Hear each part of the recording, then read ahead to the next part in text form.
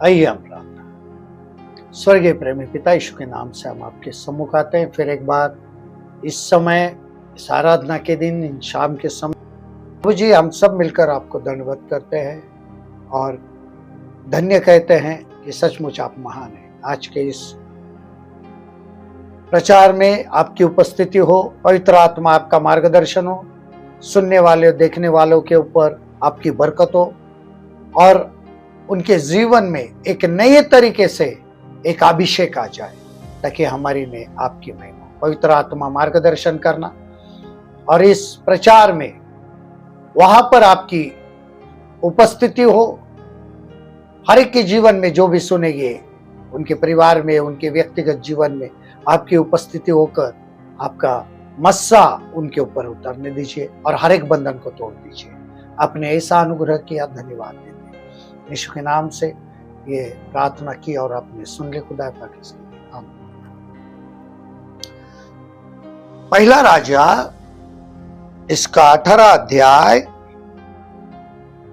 और 17 से 19 पद हम देखते हैं और आज का जो शीर्षक है समर्पण के कदम, और आज के वचनों को हम पढ़ेंगे।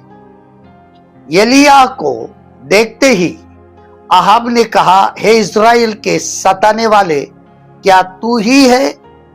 उसने कहा, मैंने इज़राइल को कष्ट नहीं दिया, परंतु तू ही ने और तेरे पिता के घराने ने दिया है, क्योंकि तुम यहोवा की आज्ञाओं को टालकर बाल देवताओं की उपासना करने लगे। अब तू दूत भेजकर सारे इज़राइल को और बाल के 450 नबियों और आशेरा के 400 नबियों को, जो इज़बेल की मेज पर खाते हैं, मेरे पास करमेल पर्वत पर इकट्ठा कर ले।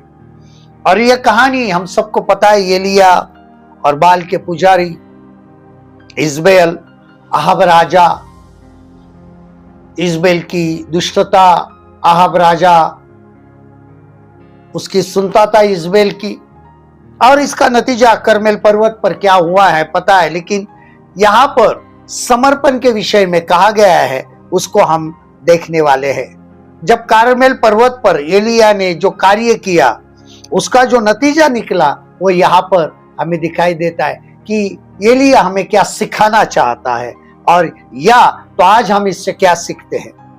सबसे पहली बात जो है, जब हम समर्पण के कदम करते हैं तो यहाँ पर सबसे पहली बात आती है 30वें वचन में, निमंत्रण। यहां पर क्या होता है? निमंत्रण यानी इनविटेशन। देखिए, तब एलिया ने सब लोगों से कहा, मेरे निकट आओ, और सब लोग उसके निकट आए। तब उसने यहोवा की वेदी को जो गिराई गई थी मरम्मत की। सबसे पहली बात निमंत्रण, इनविटेशन। कम नियर अनटू मी, मेरे निकट आओ। और प्रभु भी कहते हैं मेरे निकट आओ। क्यों आओ?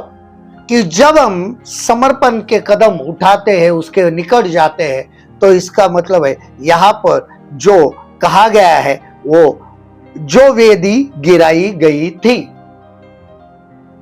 यानी 2 किस्म की विधि होती है, वो होना बहुत महत्वपूर्ण है। एक बलिदान की विधि और दूसरी प्रार्थना की विधि।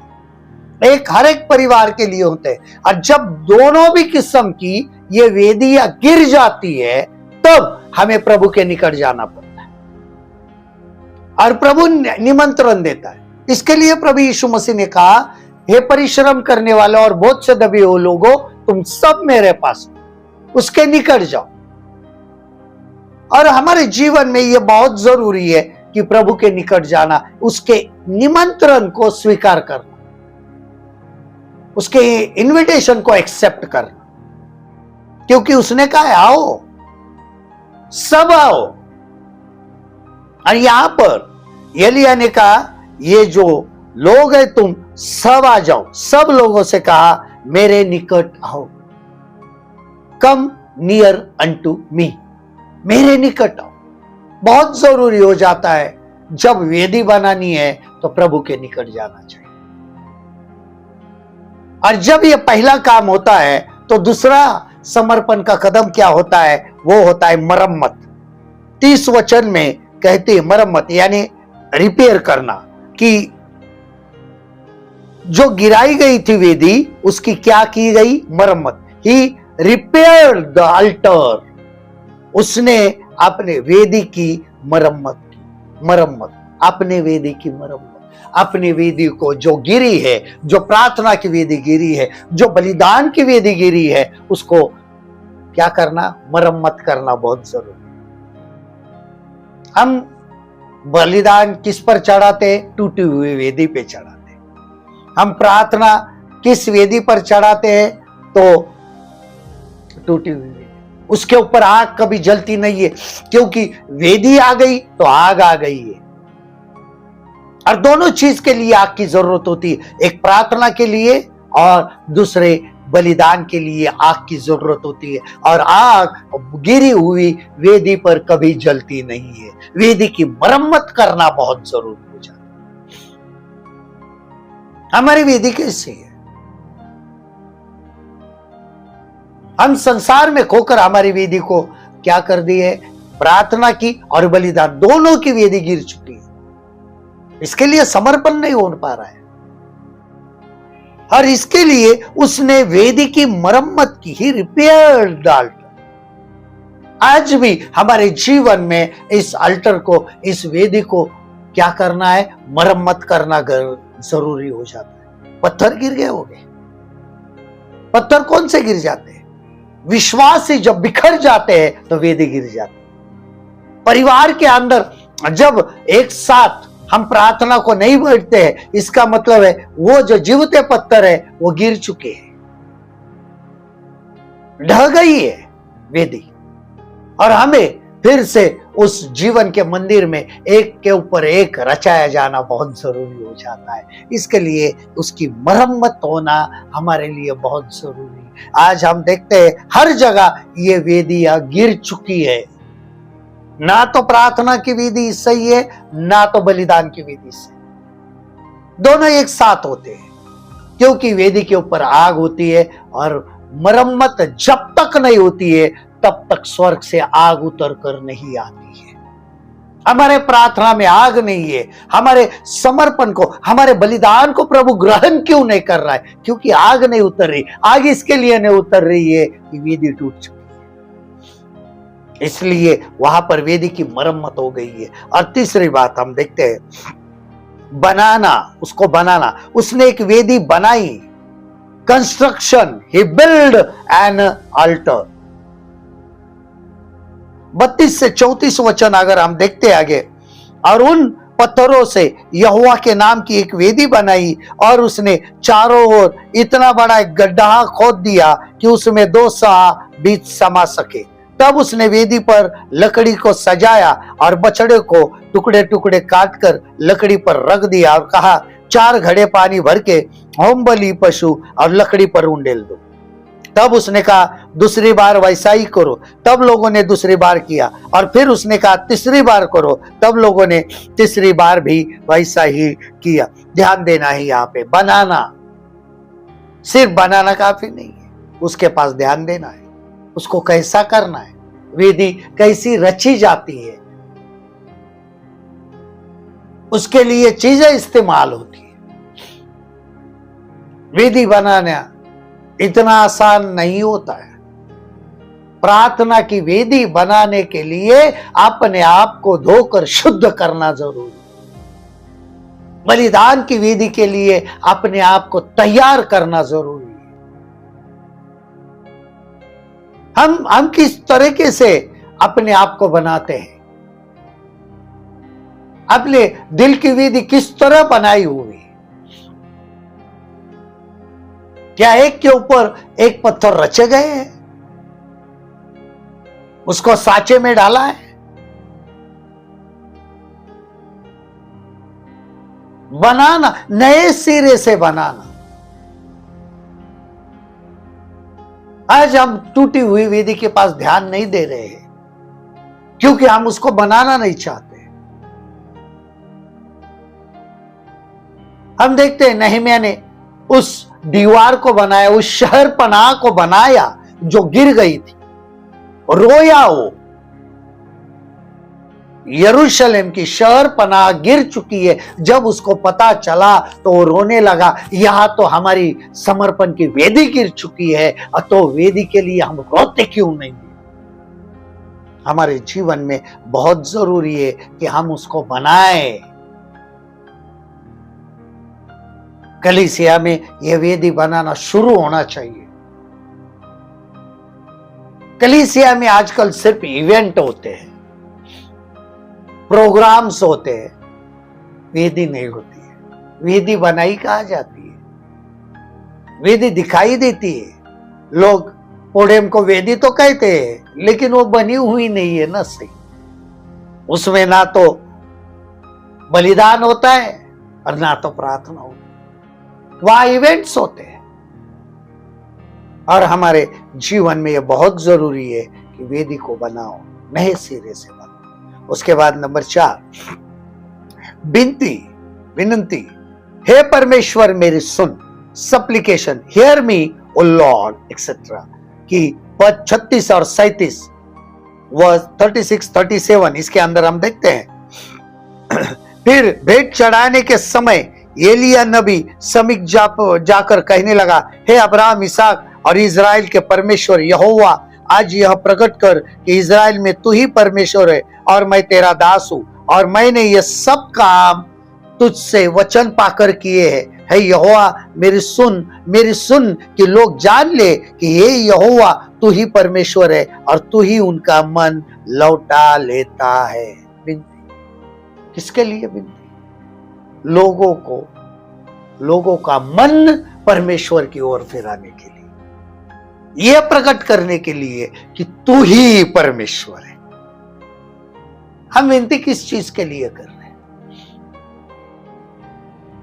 सारी सांसारिक चीजों के लिए, लेकिन ये नहीं कह रहे हैं कि प्रभु तू ही परमेश्वर है, यह प्रकट कर।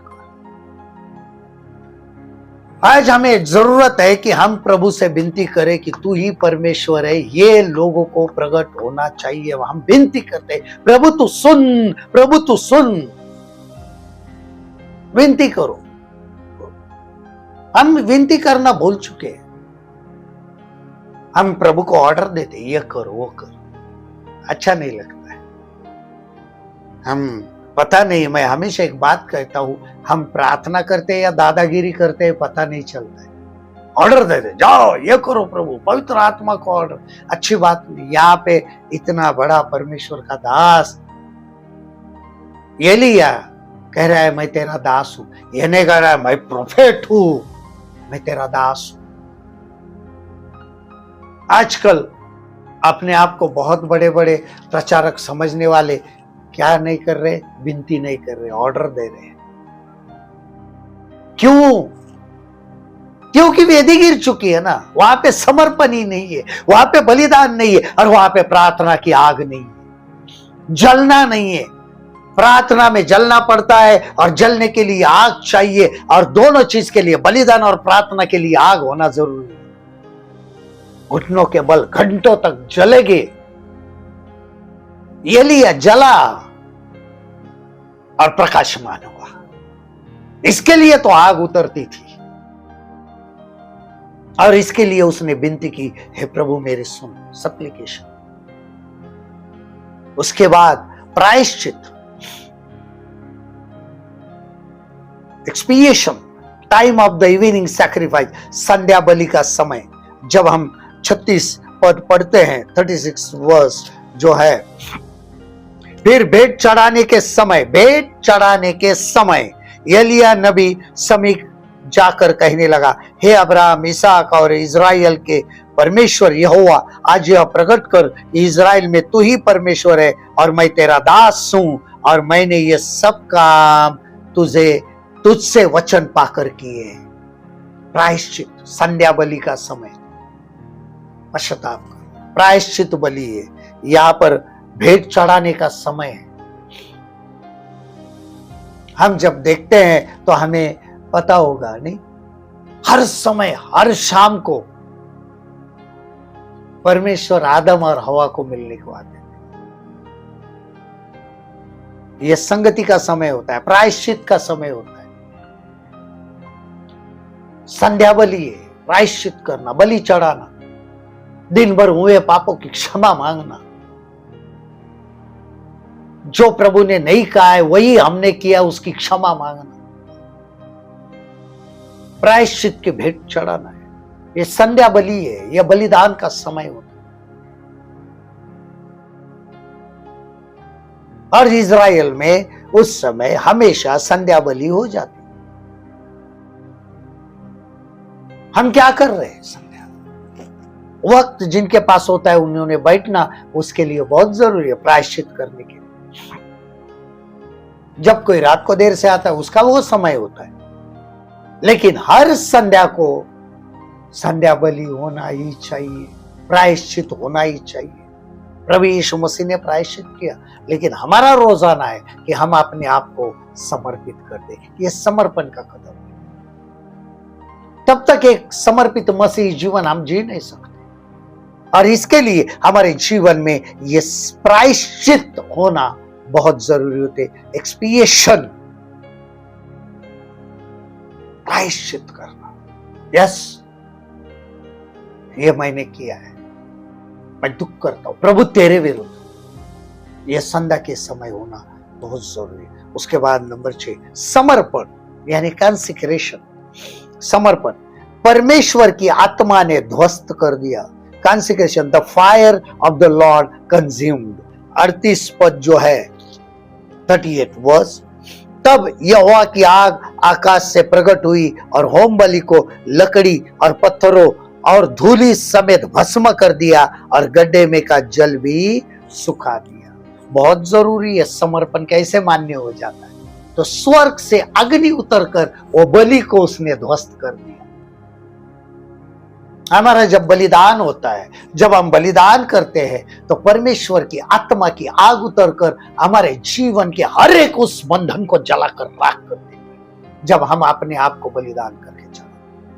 और फिर यह जो बलिदान किया हुआ तुम्हारा जो शरीर है, देखिए किसके अनुसार, रोमियो 12:1 के अनुसार जो बलिदान का शरीर होता है बहुत जरूरी होता है। रोमियो 12:1 में कहा है, इसलिए भाइयों मैं तुमसे परमेश्वर की दया स्मरण दिलाकर विनती करता हूं कि अपने शरीरों को जीवित और पवित्र और परमेश्वर को भावता हुआ बलिदान करके चढ़ाओ, यही तुम्हारी आत्मिक सेवा है।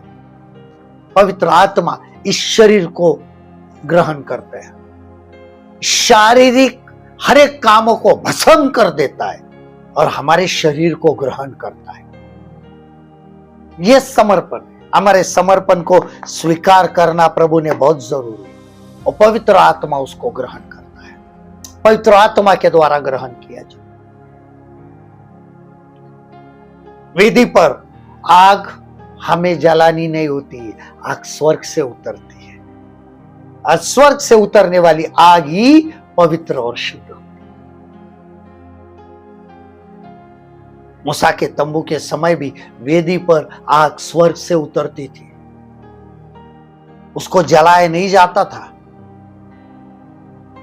जब आरोन के बेटे अबीहू और नादाब अशास्त्रोक्त पद्धति से अग्नि लेके गए, अंदर लेके गए, बाहर से अग्नि लेके गए, वो जलकर राख हुई। इसके लिए जो आराख है, जो अग्नि है, समर्पण के लिए वो स्वर्ग से उतरनी चाहिए, और पवित्र आत्मा वो आग है जो हमारे समर्पण को ग्रहण करती है। वो आग उतरी, आत्मा ने ध्वस्त कर दिया, कहा होगा सब कुछ जलाकर राख कर दे। कंज्यूम्ड, ध्वस्त करना यानी जला दिया। उस चीज को ग्रहण किया उसने। इसके लिए वो समर्पण, हमारा प्रभु को ग्रहण योग्य होना रोमियो 12:1 के अनुसार बहुत जरूरी है। उसको भावता हुआ बलिदान, एक्सेप्टेबल सैक्रिफाइस। उसके बाद नंबर 7, आराधना। आराधना कैसे, मुंह के बल गिरकर आदि, इसके अनुसार adoration, fell on their faces etcetera. पद 39 यहाँ पर देखते, यह देखकर सब लोग मुंह के बल गिरकर बोल उठे, यहोवा ही परमेश्वर है, यहोवा ही परमेश्वर है। कितनी बड़ी बात है आराधना। आजकल आराधना नहीं रही।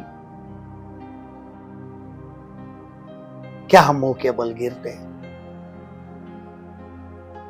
क्या हम झुक जाते हैं? हमद जिसको कहा गया है, हमद करना, झुक जाना, सजदा करना,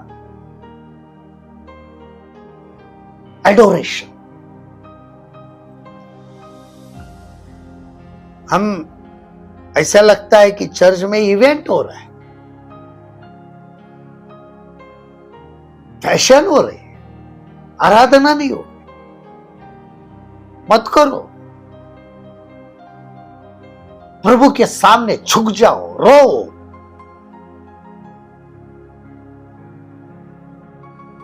आराधना एक ऐसा है, यह समय होता है कि मनुष्य अपने आप को शून्य कर देता है, खाली कर देता है अपने आप को, तब अंदर से आराधना के शब्द निकलते। जब परमेश्वर की उपस्थिति होती है, उसके सामने झुक जाते हैं। यहां पर जब अग्नि उतरी, सब मुंह के बल गिर गए और कहने लगे, यहोवा ही परमेश्वर, यहोवा ही खुदा है। आज हमारे जीवन में हम आराधना किस तरीके से करते हैं? यहां पे ना तो हमें इवेंट करना है, ना तो एंटरटेनमेंट प्रोग्राम करना है, लोगों को नहीं दिखाना है हमें। जब प्रभु आता है तब उसके सामने झुक जाते हैं, लोगों के सामने नहीं झुकना है, दिखावा नहीं करना है। प्रभु की जब उपस्थिति होती है तो उसके सामने हमें झुकना बहुत जरूरी होता है, और ये हमारे जीवन के लिए बहुत जरूरी है। और उसके बाद आखिरी चीज हुई, आखिरी कदम है विध्वंस। उसने एक भी छूटने न पाए, एक्सट्रेमिनेशन, लेट नॉट वन एस्केप। पद 40 हम देखते हैं, एलिया ने उनसे कहा, बाल के नबियों को पकड़ लो, उनमें से एक भी छूटने न पाए। तब उन्होंने उनको पकड़ लिया और एलिया के उन्हें नीचे किशोन के नाले में जाकर मार डाला। देखिए, आज हमारे जीवन में उन चीजों का विध्वंस होना चाहिए जो प्रभु को जरूरत है। एक भी छूटनी नहीं चाहिए। हर एक चीज का, हर एक हमारे विचारों का भी जो प्रभु को अच्छा नहीं लगता, उसका विध्वंस होना चाहिए, जलकर राख होना चाहिए। क्योंकि ये वेदी पर हमें अपने आप को चढ़ाना है, क्योंकि यह समर्पण होना है। समर्पण जिस चीज का होता है, समर्पण किया जाने के लिए वहां पर उसके अंदर कोई भी ऐब होना जरूरी नहीं, निर्दोष, निष्कलंक। और यही हमारे जीवन में बहुत जरूरी है कि हम इन बातों को समझें। उनसे एक भी छूटने ना पाए। हमारे जीवन में ऐसी याद कर करके दुआ करो कि हमारे जीवन में जो कुछ भी प्रभु को नहीं भाता है, वो चीजें उसका विध्वंस कर दो, उसको नष्ट कर दो। पवित्र आत्मा को कहो, ढूंढ कर उसको मार। जब हम जितने पाप कबूल कर सकते कबूल करो, लेकिन याद नहीं आ रहा तो पवित्र आत्मा को कहो, याद दिलाओ। और जब इन्हें आ रहा है तो जो भी पवित्र आत्मा को कहो, तुम्हें मेरे अंदर दिखाई देता है, उसको जला कर रख। एक भी छूटना नहीं पाएंगे, तभी हम सही मायने में फिर से प्रभु को कह सकते हैं कि तू ही प्रभु है। ये 8 कदम है, समर्पण के कदम रहते हैं, जो हमारे सामने कर्मेल पर्वत पर एलिया ने उद्भूत किया है, हमारे सामने प्रकट किए है कि ये कदम क्या हो जाते हैं।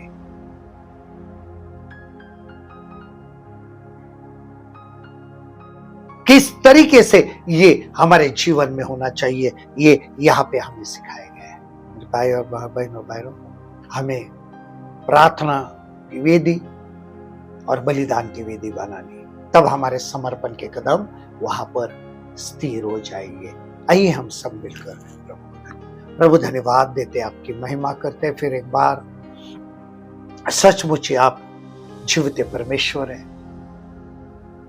पवित्र आत्मा विनती है कि हमें आप साफ कर दीजिए।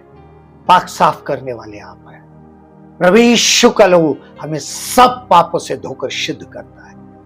वो बलिदान उस वेदी पर चढ़ गया है, लेकिन हम अपना बलिदान जीवता और भावता हुआ बलिदान आपको चढ़ाए। ऐसे प्रार्थना की वेदी बने, बलिदान की वेदी बने, और प्रभु जी आपकी महिमा। प्रभु जी आपने ऐसा अनुग्रह किया, धन्यवाद देते। हर एक के जीवन के अंदर ये आज आग लग जाए, जो आग स्वर्ग से उतर कर हर एक बंधन, हर एक जो भी चीजें यीशु के लहू से जलकर राख हो जाए, पवित्र आत्मा की आग में जलकर राख हो जाए, ऐसे ही अग्नि भेज देना। प्रभु जी आपने ऐसा अनुग्रह किया, धन्यवाद देते। जो भी सुनेंगे देखेंगे हर एक के ऊपर आपकी बरकत। यीशु के नाम में ये दुआ की और आपने सुन लिखा है, आमीन।